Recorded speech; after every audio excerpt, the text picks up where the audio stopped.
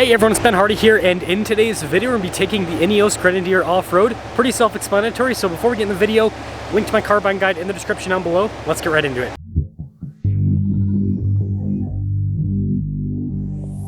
So quick rundown on the Grenadier. It has a 115-inch wheelbase, so a little bit longer wheelbase than a Wrangler or a Toyota Land Cruiser. Solid axles front and rear. It's triple locked, body on frame, and has over 10 inches of ground clearance. So let's see how this thing handles in the desert. Now, as I'm driving through this first trail to get to the first obstacle, I want to quickly talk about the dirt road out to this place. So I've heard some people say that this isn't so good at the higher speed off-roading. I think that's a bunch of baloney. This not only can handle the high speeds, but some compression at high speeds, it can handle it. It's no Raptor by any means, but it's a lot better than I expected given what I've seen with the reviews. I think some people just don't go quite quick enough on washboard type roads. If you go too slow, any car, including a Raptor, is going to be uncomfortable. So if you go the right speed, which this, it was relatively quick, not as quick as a Raptor, but it's relatively quick, then it does just fine. Now I will say, so far the ground clearance, like I said, just over 10 inches, feels like it's more than adequate. So this slope right here is going to be about 20 something degrees. I can't remember exactly how much, but we are just in four-wheel drive low. What a mountain goat. I do have the center diff locked, just so you guys know. But Jiminy Cricket.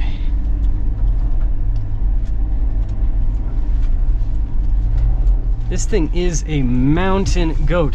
So I remember with my wife's Defender, I got stuck there in the snow, and this thing just crawls right over it. Visibility's great. You know, a lot of these off-roaders have fancy cameras and everything. Don't really need that with this. You can see all around really well, especially the front. Again, that, we're pretty much looking at sky, but it's pretty easy to place. And, I have a friend in the auto industry that is, in my opinion, the greatest car reviewer of all time. His name is Tommy. He works with TFL. I will say, I agree with most of his opinions. I do not, however, agree with his opinion on the Grenadier. He talked about how this was a little bit too rough off-road. I don't think that's the case. I think that the suspension's just good enough in terms of comfort. I would never call it a luxury car by any means, but you can really just go over bumps and it doesn't care, and it's very controlled, and you can tell the vehicle's taking it. Some vehicles, you go over a bump and it's like, ooh, you're like, did I just break something? The shocks, the springs, they're handling it really well. Now I will say that something I do agree with Tommy on is the traction control system. You can tell this is not a traction control car. What I mean by that is, the Land Rover Defender, for example, tons of traction control intervention, tons of computer trickery to get that up stuff. This, on the other hand, it's all about the mechanical side of things. It's all about the, gearing when you're in four-wheel low, and it is about these solid axles. And I guess that's another disagreement I'll have. So far, I'm really liking the articulation. I own our Jeep Wrangler 392, and although a sway bar disconnect would be cool, this has more than enough articulation. Without it, it does just fine. Man, this thing is such a tank. I am just making mincemeat of this trail here. Not a super difficult trail, but impressive so far. Now this next part's gonna be pretty fun in my opinion because it's a hill climb. Now I have found some potential downsides for some of you with the Grenadier when it comes to off-roading. So the gearing isn't as low as a Wrangler's, which is great for overland type off-roading because I can be in low range like I am and man, I have been cutting through the desert. It is amazing how quick I can drive with this. I'm getting through this trail as quick as I've gotten through this with Raptors. Now this is a little bit of a narrower trail, so that does kind of slow down the Raptors a little bit, but I don't know, I've still been insanely impressed with what this has done so far. Now this hill, I don't need to use my lockers, but I want to try them out still. So we're going to do both of the lockers. Oh, did I not press it for long enough? Okay, so there's the rear, front. Okay, so they're gonna blink. They're electronic. So some people say that the lockers never come off on these or they never turn on. It's electronic just like a Wrangler. So they instantly turn on. It's just the computer wants to make sure that they're on or off. So it might blink for a little bit. Now with the lockers in 4-wheel drive low, buttery smooth. You have to remember, this is on dinky little tires. Ice skates for tires. 265 millimeters wide. I mean, my Wrangler, they're 35, so they're 315 millimeters wide. Huge difference. And even on these little dinky ice skate tires, handles just fine. Again, I didn't need to use the lockers. I will say though, if you want to be smooth, or if you have any concern when it comes to grip, the lockers with this, I mean, any vehicle lockers make a big difference, but they make an especially big difference here with the Grenadier, just because we're gonna pop this into manual mode so I can be in first gear. They make an especially big difference here with the Grenadier because the traction control system is pretty primitive compared to other cars. I don't think it's a bad thing. Again, they've made this car more simplistic, so it's more reliable. It's more of an old school type vehicle. Yeah, see, I was a little bit concerned about this particular hill with the Grenadier because of those skinny tires. But in first gear, like, I'm gonna let my foot off the brake. Oh, that is wonderful. That is wonderful. So again, not quite as low as a Wrangler, but that is more than low enough for me. Beautiful. Man, the more I off-road this, the more I think this is probably the best brand new off-road vehicle you can get. I want to do a little bit more stuff, a little bit of crawling and everything, but boy oh boy, so far this has seriously impressed me. And let's see how quick those lockers are. So do front first, then we'll do rear second. Okay, so those are blinking. So it's not going to blink there, it's going to blink there for a while. I just have to keep driving for a little bit, and because they're off, I can feel that it's not locked anymore, but yeah, they're blinking for a little bit. So I'll let you guys know if it takes an obscene amount of time for them to say that they're unlocked, but I can feel with the wheel, no longer locked. This is our crawling section. It's not terribly difficult. Now, something about the gearing, I noticed it starts at a second gear. So if you wanted things to be even lower while you're crawling, you could just go manual mode and start in first. Because yeah, I've noticed, like, you can see it's in second right now.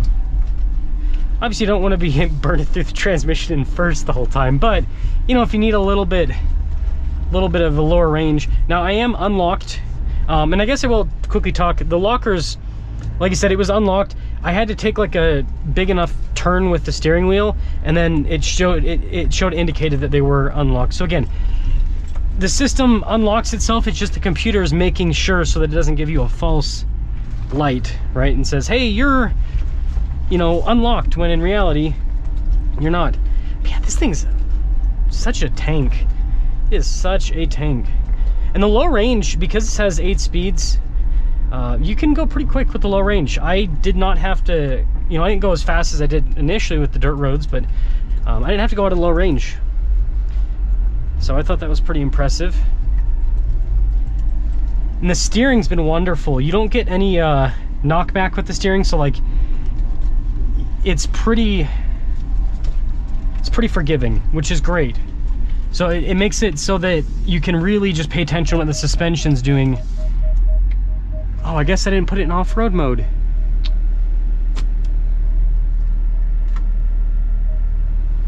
You are now entering off-road mode. Functions will be deactivated. I've been just going through and I completely forgot.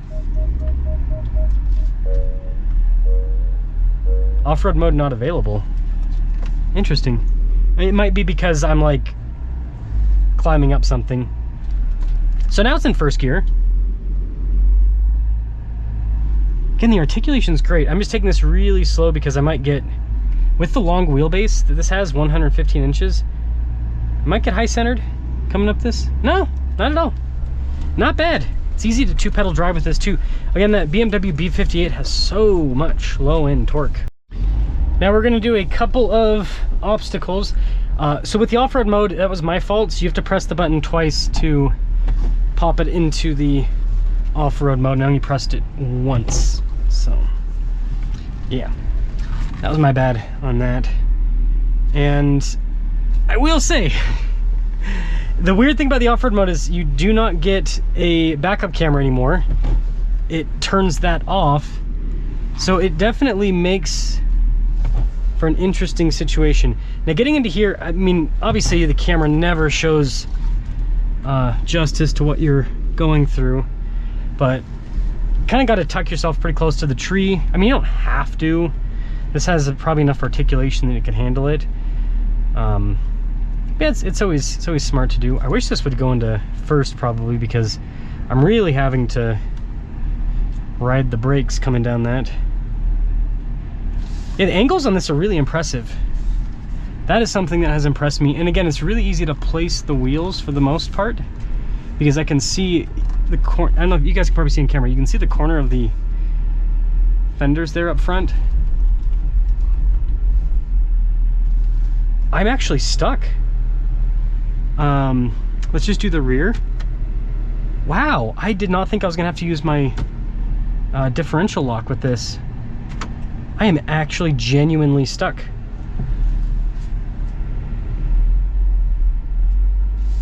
Okay, yeah, so with the locker, it obviously just makes quick work of it. But that's what I'm talking about, the computer system. And I think that some people might be annoyed with that because, you know, they're used to the modern cars with the fancy computers that do everything for you. Thank you for going into first gear. I should just put it in manual mode.